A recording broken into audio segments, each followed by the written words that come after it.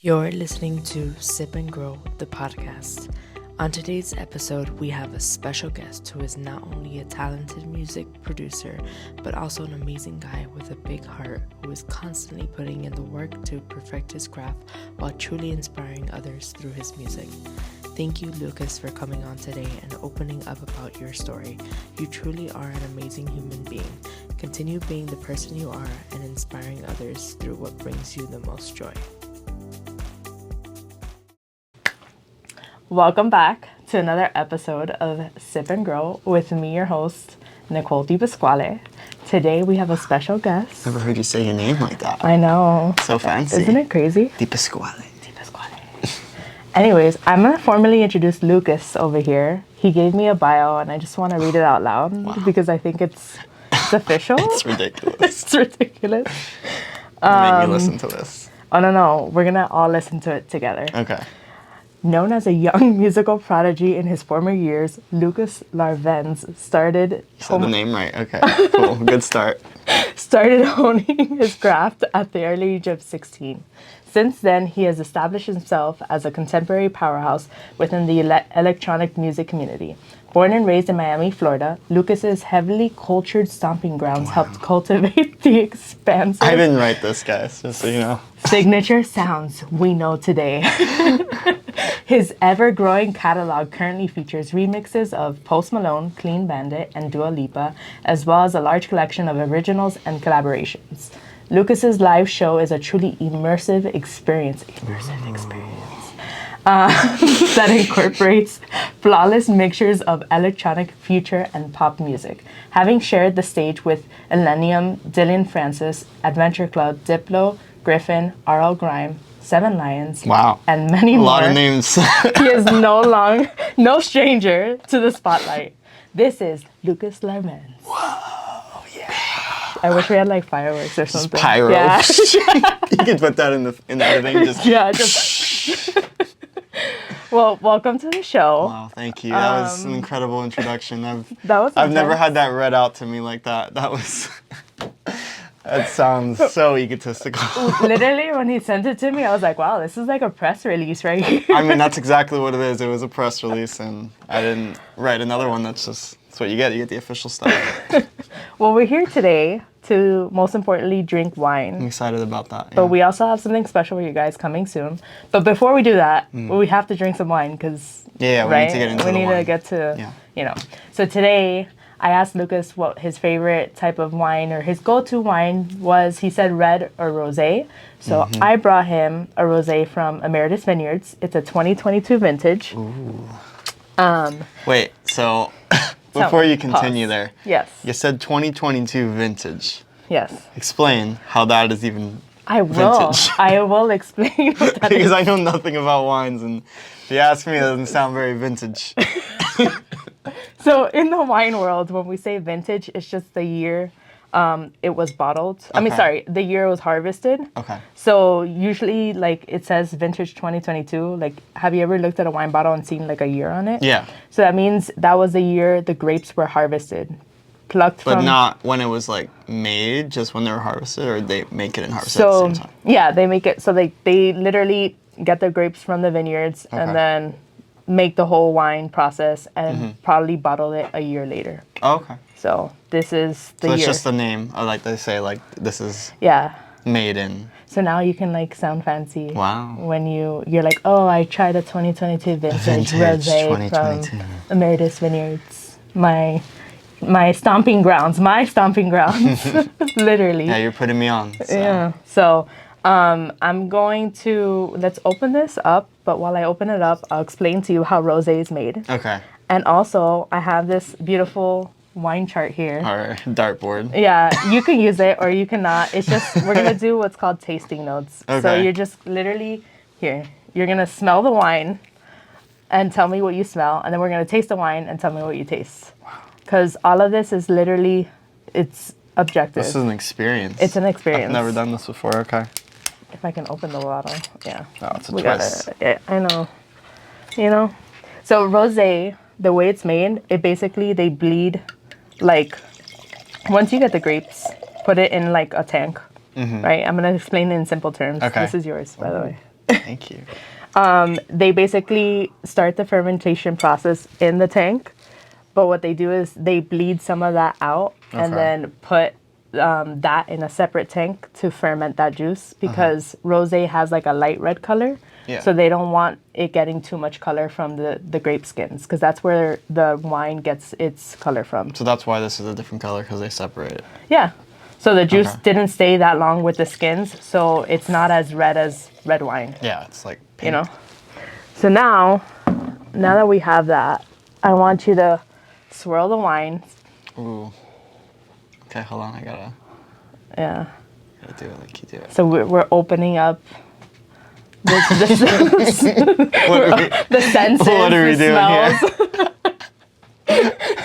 I look like such an idiot trying to swirl this. I've never done this in my life. Fun facts. Usually people hold it from like the stem. You can hold it however you want. I'm gonna hold it like a crazy that? person. Okay.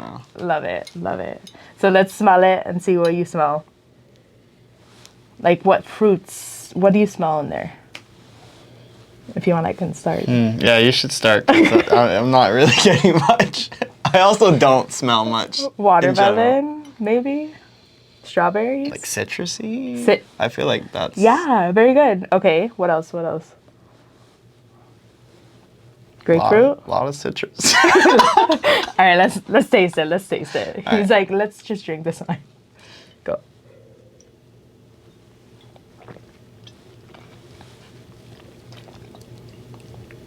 What are the thoughts? It's really good. It's like a lot more like harsh than I thought it was gonna be. Not in a bad way. Okay. Like I don't know how to explain it.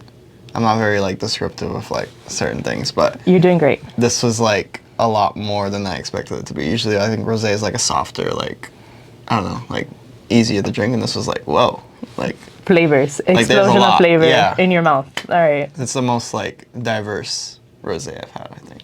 Excellent. Yeah. Well, I let him know before we started filming that this is actually sold out, this vintage. But funny enough, this weekend they're releasing the vintage that I worked at. Like basically the harvest that I worked at last year, they're releasing the bottle this Saturday. So, Ooh. So you gotta get one of those. You Well, they know? gotta send you one of those. Well, they'll probably send me, but Yeah. I definitely want to get my hands on more than one because it's That'd be good. cool. But now we can start drinking and like talking about Yeah, Lucas keep because trying this. just keep chugging.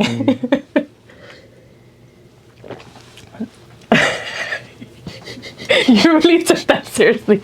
You're like, You yeah. said chug, and I'm like, all right, fine. Oh, there goes the mic. Lucas's favorite thing. One sip, and I'm just like, ooh. You're loosey goosey. You're ready. So we're gonna talk a little bit about you. Who are you, and how did you start in the Who music? am I? Yeah, who are you? How did you start in the gosh. industry? Well, way back when. I could take that. Yeah, please. I don't know what to do with it. Way back when, I would say, I don't know, 5, 6, a lot longer than 5, like 7, 8 years ago, I went to Ultra for the first time. Okay. And I had like a really like special experience because my mom was a news anchor, so I was able to get press passes, and like that was my first like music festival experience. Oh, that's cool. So I got to like go there and like have this like amazing like backstage experience, and like to me that was like insane. And I wasn't like super into like electronic music, but you know, living in Miami, like that's just something like you hear about, like Ultra is like such a big deal, and I'm like, okay, that'd be like kind of cool to check out. For sure. And ever since I went there, I saw Martin Garrix perform. It was the first thing I ever saw. Nice. First person I ever saw perform, and I like fell in love with the whole thing.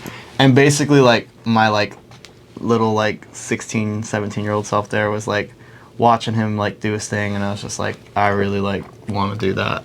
Like, why can't I? Like, Lucas was like, that is gonna be me soon. Basically. And yeah, then, that's like when it clicked for me, where I'm like, I'm gonna like do everything I can to like try and pursue this. Okay. But like in terms of me being musical, I've always been like, you know, musical.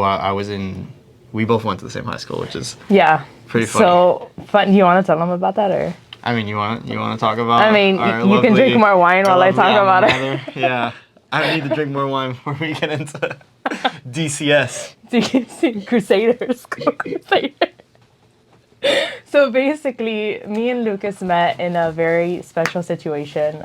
We had a similar like part-time situation, job, and I remember meeting him the first day, and he was like, "Oh, like we were just getting to know each other." He's like, "Yeah, I went to this like really small private school, and he named the town, and I was like." Okay, there's like only one small private school. And I was like, did you go to DCS? And he's like, yeah, did you? And then I was like, I went to DCS. And we were both so confused. It was just, I've never like, I don't think I've ever had like a conversation with someone in the wild, like that I just met where, say I went to DCS. In the wild, he means like life. Like in what? In real life. Real life is crazy, guys. Real life. It's wild. It's wild out here. Wow, I'm almost done with this. Let me pour you some more. Like, what? Thank you. I'm so sorry. Here, we always have wine. Love it. So basically, we found that out. And like, once you find out you're from the same high school and you suffered the same Yeah, things, we went through the same stuff. I like trusted him with my life from that point. Yeah, basically. You know?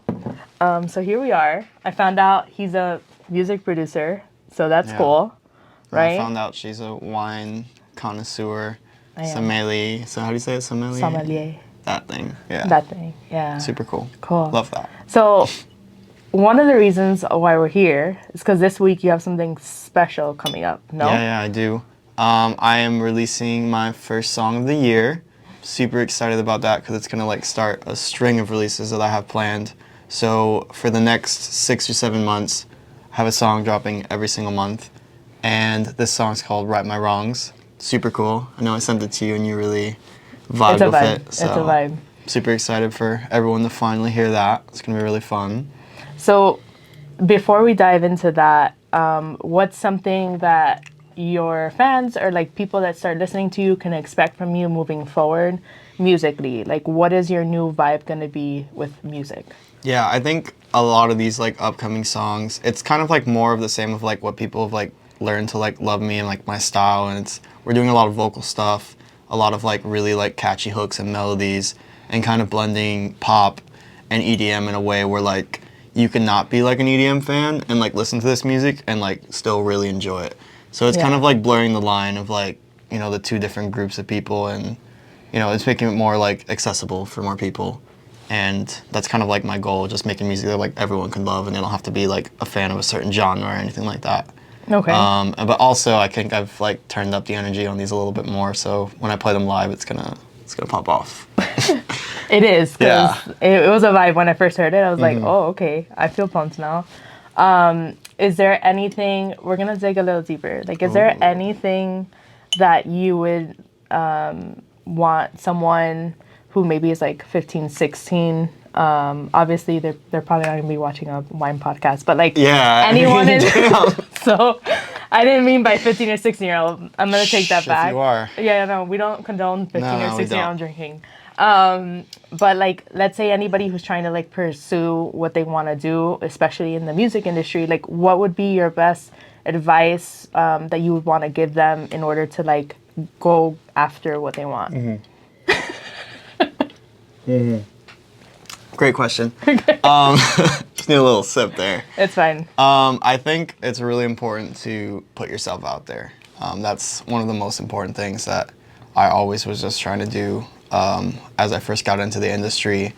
And it was from just putting myself out there and like trying to do as many things as I could and taking all the opportunities that I could get is why I kind of like got to where I am today. You just kind of have to build up your connections. And, you know, I actually got my management through this like chance show that I had. The first show I ever played was actually at Club Space. Oh, nice. Yeah. That's wild. And that was like just like a really like chance like opportunity thing where I kind of like started off. I was trying to think like how can I get into Club Space? Like it's like the biggest club in Miami. I was like, how can I DJ at Space? And my like thought process was like, well, let me call them. So something so simple. Yeah. So I go on like Google Maps and like find their phone number. I swear, this is literally what I did. This is great. And I call Club Space. Like I call them, and I guess the number it just takes you to some like guy that like runs I think he runs bottle service. Like, it's for tables. Sounds sketch. And then, like, continue. yeah, because, like, you know, like, people do bottle service and they call in the reserved tables or Yeah, whatever. yeah. So it Like took a me reservations to, guy. Yeah, so, like, took me to, like, a reservations guy. And, like, I'm just like, hi, I'm Lucas. I'm a DJ. I would love to DJ at your fine establishment. It was not like that, but it's kind of like just like throwing out like just a a crazy shot. And the guy like referred me to a promoter. Okay. Like one of the main promoters of Space. I started off promoting, so like I think I promoted for 2 shows at Space, which was just me posting, hey, like, come to the show, like, buy tickets, and whatever. Like, I would sell tickets.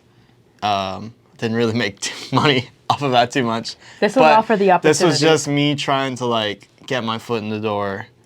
And I remember what solidified this for me was there was this one show. They were doing this like music festival thing. The people that throw shows at Space. Mm-hmm. It's called Wynwood Fear Factory. Way back in the day. So like a Halloween music festival thing. Okay. And I talked to the promotions guy and I gave him this like insane like offer that he couldn't refuse. Okay. Which I was like, hey, if I'm able to like get this on the news, can I like DJ at Space? Your mom. And he was like, yeah, for sure, of course, like, whatever.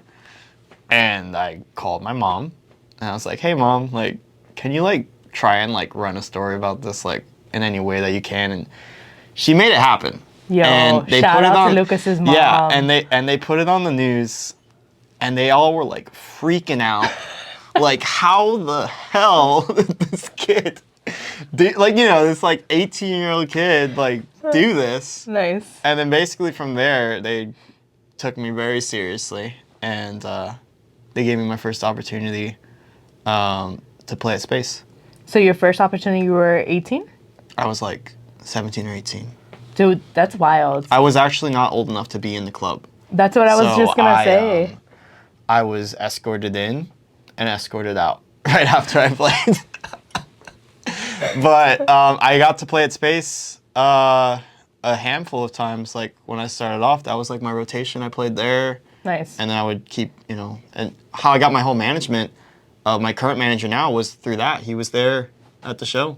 I love it. And he loved it. And there's a whole, other story with that of like chance and just his mom actually being neighbors with my grandma.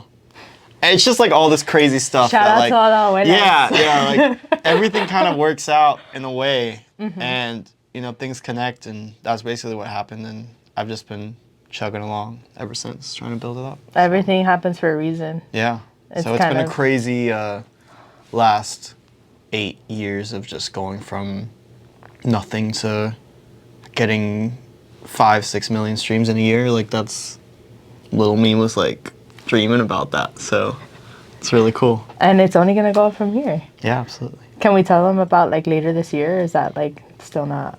No. There's like a lot of really cool stuff happening later this year, but yeah, I can't really so stay tuned. Disclose it. Yeah, we're not disclosing that, but it's cool. But all I could say is like a lot of people have been asking me about this year and like shows going on and stuff, and I'm happy to say there will be shows. There's gonna be some shows. So can I cheers to that. Cheers to that. Yeah. Can we do like a little snippet of the song? Oh, yeah. Okay. Let's pull this up here. Okay. Should we just run the whole thing? If you want to. 3 minutes of just fuck it. Intense EDM.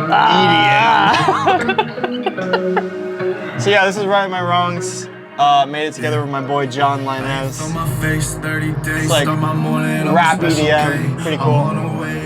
Baby, I might run them down. Don't run no fade, had to break a couple blues out and ride a day. My way raised no quit or whatever, I'm geeking again. Just gotta cough some. This is like hype shit. Super hype shit. just wait. This is like sing in your car like as loud as you can type shit. Yeah. Like this chorus. But also like you're getting ready for battle. Yeah, like, fuck everybody. That's basically the The meaning. Right my wrong. Hey.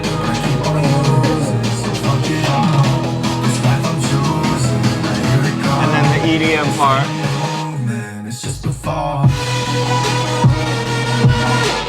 This is like the Lucas part. Yeah. It's cool. Yeah. And it's like energetic but like mellow too. Like it's not like dubstep where you're just like yeah. I don't really do that, but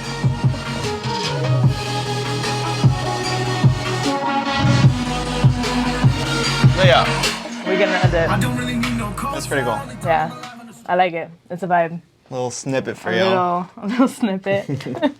I think so. I'm gonna like wrap this up, but like all I want to say, we're gonna get emotional here. No, all I want to say is like I think it's really cool that we connected the way we did, and the little time that I have known you, I see how much hard work and dedication that you put into your craft, and I think I see so much success in your future, and you're already succeeding, obviously, but I'm excited to see the Lucas this year and how he grows, because like I see you like a little brother, and I love it. So cheers. Well, that means a lot. Thank you so much for having me on, and I'd love to do a ton of these, and it's super fun. And we will. We're drinking wine, and he said it doesn't get much better than this, so. And appreciate if you ever need wine bottles, you know who to call. I'm definitely gonna need some wine bottles. I'm gonna need this wine bottle right here. I'm gonna need the new one coming out. Listen. The new vintage 2024, or is it gonna be? 2023. Okay. Well, I almost got it right. He's learning.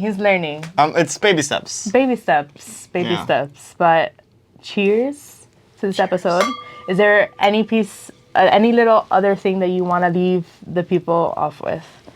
Other than what we've talked about with like the song coming out and the shows coming up, I don't really have much else to say, to be honest. Okay. I was gonna say something and I completely forgot. Yo, I'm keeping this. No, cut. Yo, that was crazy though, cause like my brain was like, I'm gonna talk about this one thing, and then my brain then was like, actually, no, never mind. I was very convinced. I looked at you. You were ready. You were like, oh, he's gonna say something else. Like, yeah. So like now, we talked about this, and we're gonna get into it. You were so serious. Because there was something I was gonna say, and I'm stalling to try and remember what that was, but. We gotta. Well, we gotta. He just spilled the wine on himself.